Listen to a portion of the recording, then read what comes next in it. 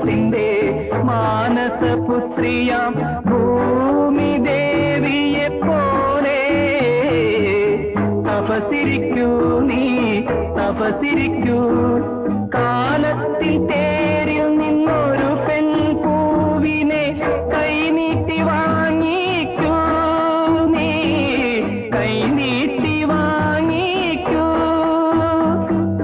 ശൂന്യമാം നിന്റെ ഈ ഏകാന്തതയെ സ്നേഹസുരഭിലമാക്കൂ